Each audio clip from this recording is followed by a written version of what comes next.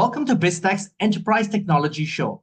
Hi, I'm Brian Fernandez, and on today's Enterprise Technology Show, we talk about something that we don't talk a lot about in IT distribution. And specifically, we're going to bring on board an industry body, the Global Technology Distribution Council, also known as GTDC. The Global Technology Distribution Council is a global industry association that highlights the value of their member distributors in the IT channels and helps their members and vendors strengthen their partnerships and access industry-wide issues and opportunities. Now, to share deeper insights into the industry and the opportunities and challenges, we have Ananth Lazarus. He's the APAC Managing Director at the Global Technology Distribution Council. Now, with that, Ananth, welcome to the show. Thanks, Brian. Great to be here. Looking forward to it. Now, Ananth, you're not new to Asia. You've had a stellar career with the likes of Microsoft and IBM and Compaq in the past. But GTDC is new to Asia. Tell us about GTDC and what your goals and objectives are. Absolutely. We are a worldwide industry association dedicated to highlighting the value of our member distributors. Today, we have over 22 distributors with a total revenue of about 160 billion per year across products, services, solutions. We help our members and vendors strengthen their partnership and address industry-wide issues and opportunities. So at the very core, it's about educating, advocating, and influencing on behalf of our members. So what do? We conduct networking events across the ecosystem. We just finished our APJ Summit, where we invited vendors, influencers, and distributor heads of business and their teams. We come out with a lot of relevant content for the industry across research, podcasts, and now I'm starting to come out with APJ content. We share data intelligence with both the vendors and distributors on trends, forecasts, and business that was. We take on special initiatives like ESG and AI, where we play a catalyst role. We set up what we call a vendor advisory council that accelerates the vendors' two-way connection to distributors as a group. Okay. And we also conduct a lot of training to educate not just vendor staff, but even distributors on the core distribution strengths and what to focus on. So it's pretty exciting. We just had our summit in APJ. So let's just say we started here effectively a few months ago. Now, tell us then, with your APJ remit and your role, really, you've been recruited to grow this your membership base and run the business across the region. Where are your initial focus markets and where are you based currently? I'm based here in sunny Singapore. The remit is in phase one, as I call it, which is year one, all about ASEAN, ANZ, and India. In phase two, which could be a year down the line, we'll go to Korea and Japan. And finally, we could be going into China too. And then within those focus markets and ASEAN being, say, your phase one focus market, who are you looking to bring on board? So you've got 22 large members, but the distribution business, obviously, in the region is quite fragmented. In some markets in ASEAN, there's a lot of smaller distributors. In some markets, it's literally your members dominate the distribution markets. Walk us through what your objectives are in some of those different markets. So the first thing I'd like to tell you, ASEAN specific, is we've brought on VST ECS, who's one of the big players. So that's ASEAN specific. But we will look to expand, but in a very guided and guarded way, because we believe to focus on the large distributors. At the same time, what we learn from the markets in terms of, I spoke about research and relevant content before, we share openly, right? So while membership is for the large distributors, what everyone will get from us is insights, research, and data that will be part of our offerings in this part of the world, plus training. I think a lot of distributors are looking to upgrade their skills as the market evolves. So that's available to everyone and anyone. Now, Ananth, one of the key things is, and we were discussing this prior to the interview as well, is how dramatically the industry has changed in terms of IT distribution over the last 30 years or so that we've been in IT. Walk us through the changes in the traditional model and how the impact of digitalization and online marketplaces has then changed the landscape of distribution. Good question. It has evolved hugely. Uh, I'll just touch upon where we came from. It's nearly 100 years ago that distribution really started, and it was all about components and systems, right?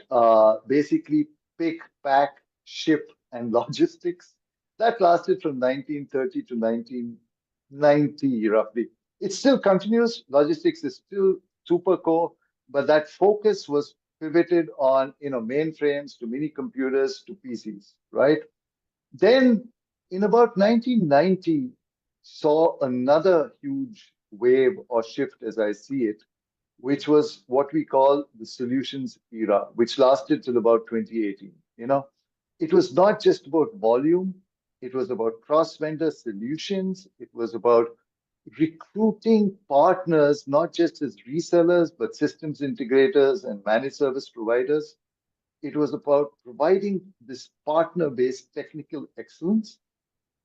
It was about helping vendors with channel development and enablement because vendors had to scale. If you look at any of the big ecosystems that you have today, they started off with few partners, but today their partners number thousands. They can't do it all by themselves.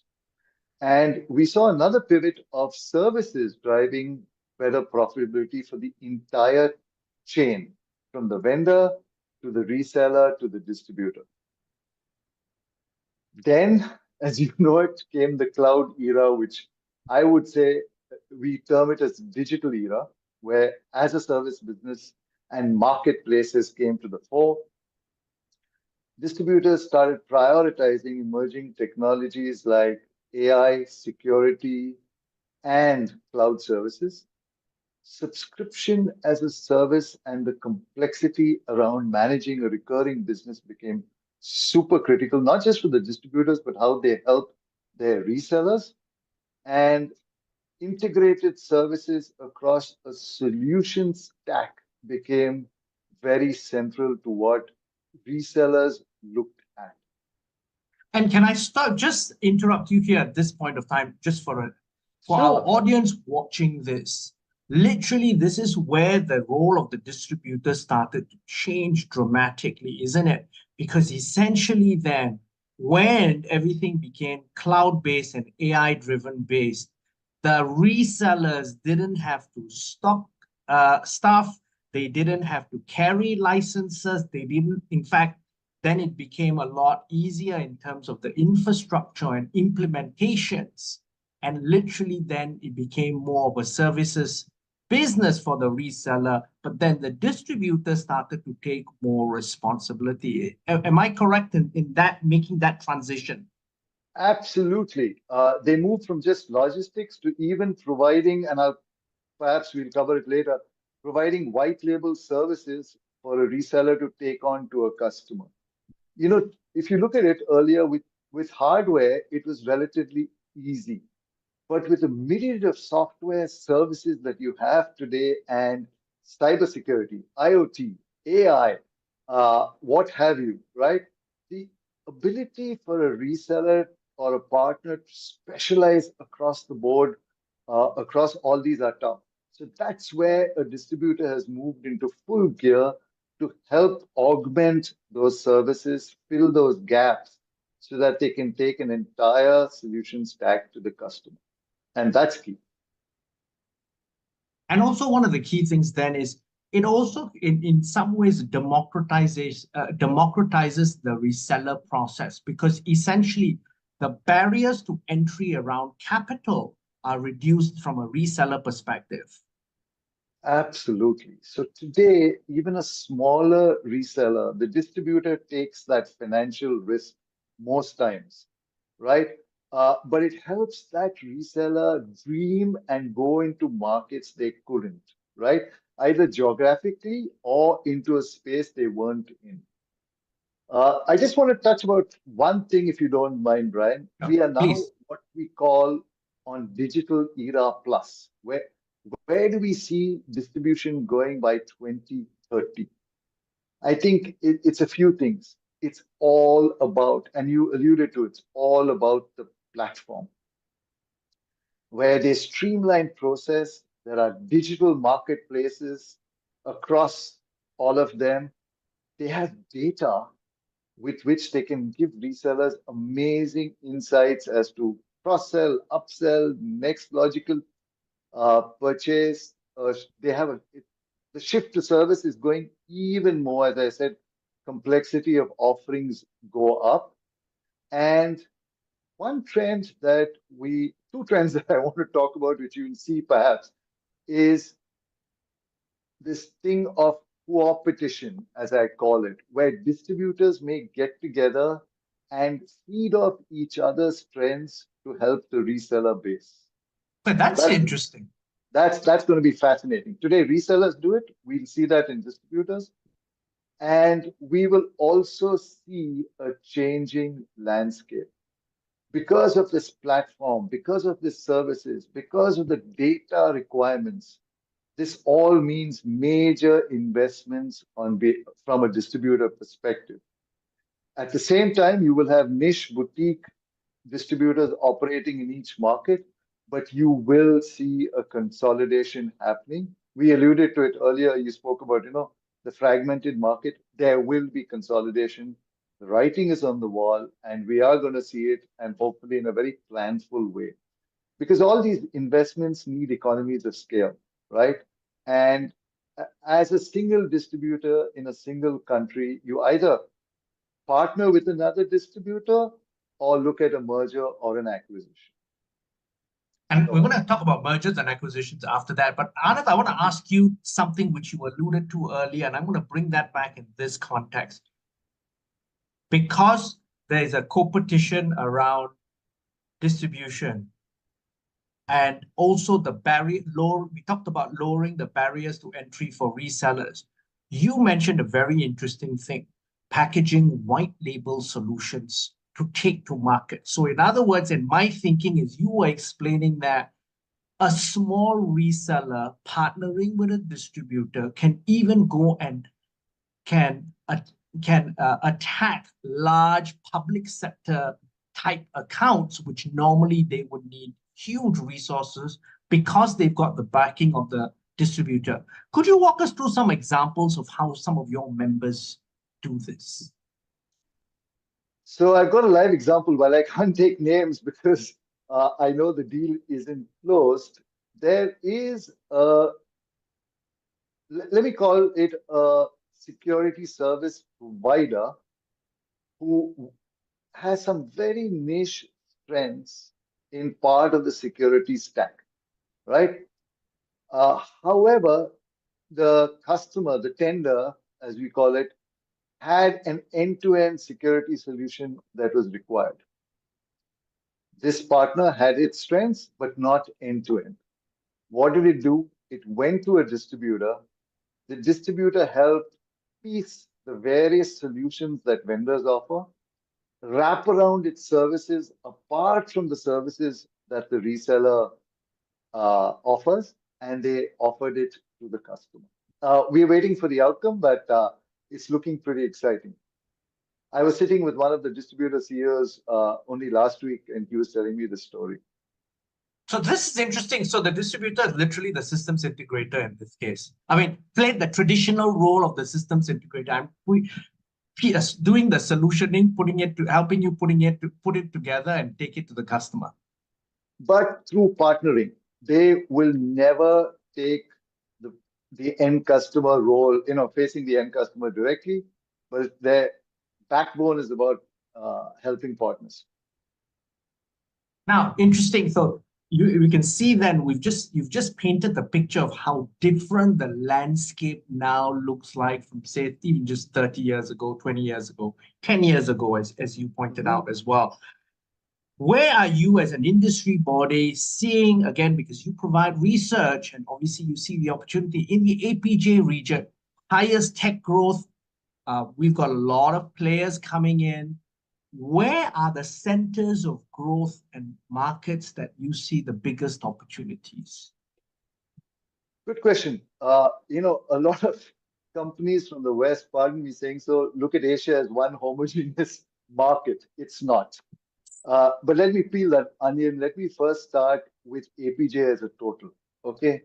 The outlook has never been better, right? In 2024, IT spend in Asia Pacific will be twice as much as GDP, right?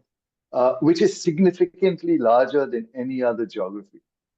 I think IT spend in 2023, as per IDC, crossed the 1.3 trillion mark.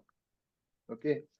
Where we are seeing huge focus areas or huge growth areas is first AI and Gen AI technologies. Okay. We are seeing about 110 billion market in APJ by 2028, and that's got a CAGR of 24%. Security. By the way, APJ is the most attacked region in the world, right? 52 billion spent by 2027, growing about 13%. And finally, public cloud will reach $222 billion this year. Okay, so that's from where is the revenue, where is the spend happening?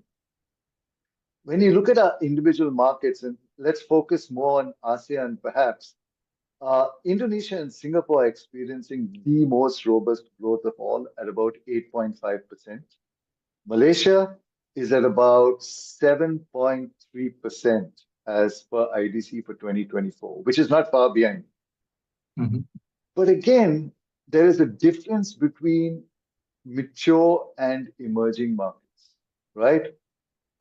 In markets like Indonesia, it's all about hardware investments being the primary driver of IT spend.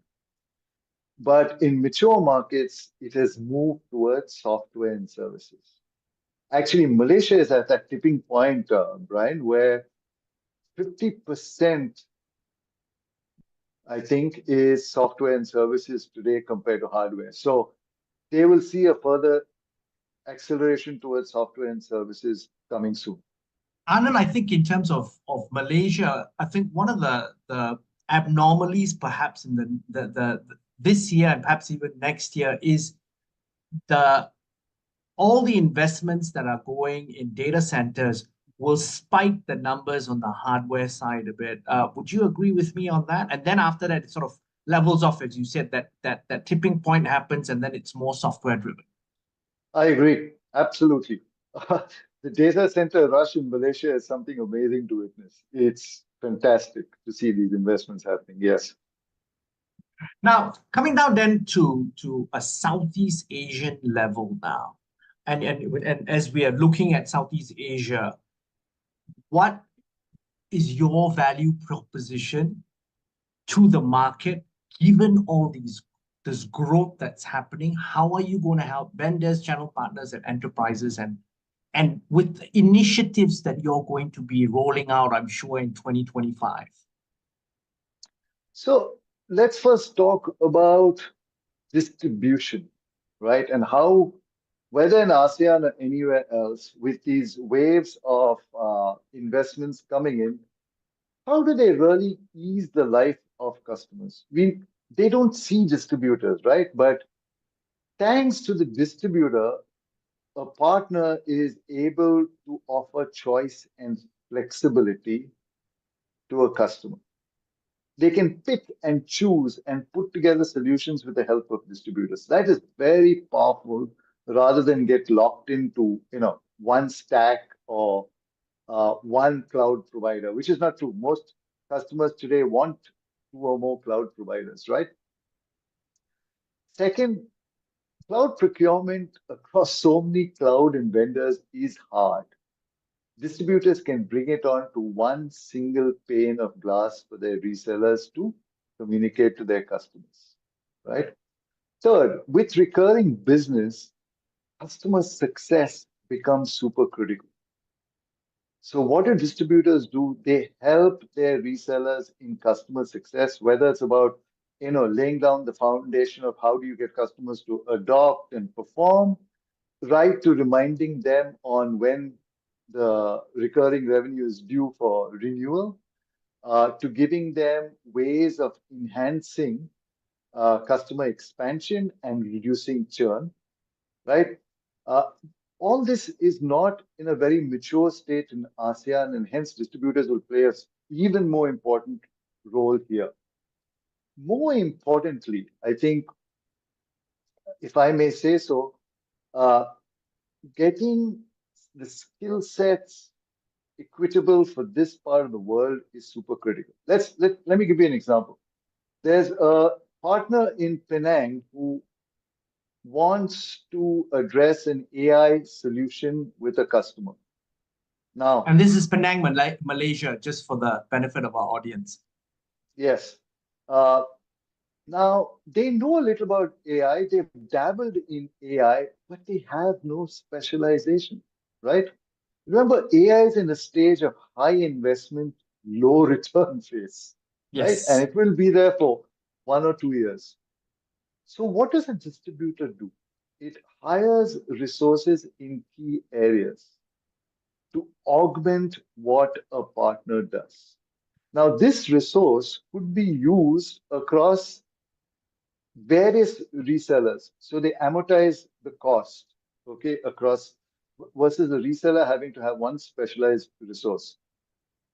They then also help in proof of concepts for customers, right? They set up the proof of concept to show the entire solution stack. They have centers of excellence where the resellers' customers can come in and test and stress test the entire environment and see what they could get out of it. They then partner with vendors, and I've seen this happening in ASEAN in a big way, to help resellers or solution partners get onto the AI bandwagon. How do they build a solution?